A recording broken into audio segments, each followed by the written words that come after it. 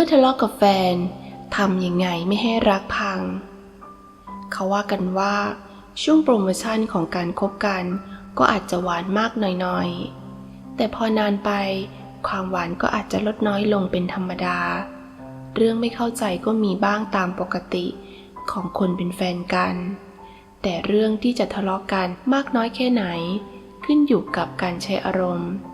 ซึ่งเรามีวิธีสยบการเถียงกันมาฝากสาวๆเผื่อว่าเถียงกันรอบหน้าคุณจะได้อารมณ์เย็นขึ้นและจัดการปัญหาได้อย่างง่ายดายด้วยสติตะเกียง Channel มีทริคเด็ดๆเอามาฝากค่ะข้อที่ 1 หายใจเข้าลึกๆเวลาทะเลาะกันแน่นอนว่าคุณต้องรู้สึกเครียดตึงปวดสมองจี๊ดขึ้นมาและในขณะเดียวกันก็รู้สึกว่ามีพลังพรุ่งพล่าน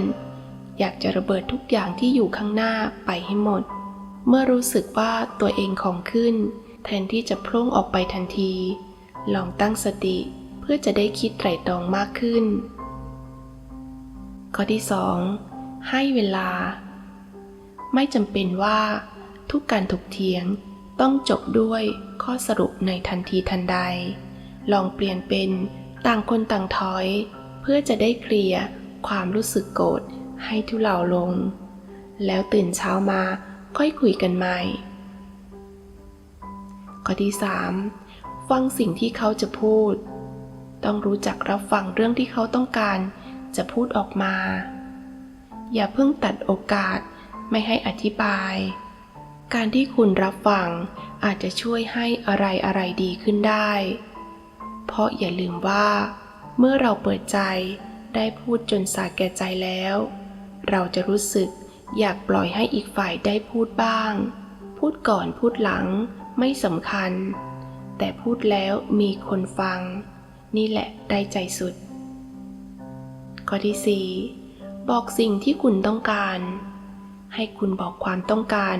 ของคุณเองออกไปแต่อย่าพูดในลักษณะให้อีกฝ่ายหนึ่งผิดเปลี่ยนไปบอกสิ่งที่คุณต้องการบอกตรงๆว่าคุณอยากให้เขาทำอะไรให้และมันจะทำให้คุณรู้สึกดีขึ้นไม่มีใครชอบให้ใครมาด่าหรอกข้อที่ 5 หาทางประนีประนอมลองพยายามมองหาว่าความต้องการของแต่ละคนในการเถียงกันคืออะไรและข้อสรุปตรงกลางที่น่าจะเป็นไปได้คืออะไรบ้างถึงจะไม่ได้100%แต่ก็ดีกว่าการใช้อารมณ์เถียงกันแบบข้างๆคูๆเชื่อว่าถ้าเรารู้จักปรับตัวเองให้อยู่ตรงกลางไม่ว่าจะเถียงกันแค่ไหนก็ไม่มีวันเลิกกันแต่จะรู้สึกรักกันมากขึ้นต่างหากถ้ายังไงสาวๆลองปรับตามคำแนะนำเบื้องต้นก็ได้นะคะผลจะเป็นยังไงอย่าลืมมาบอกกันบ้างนะคะ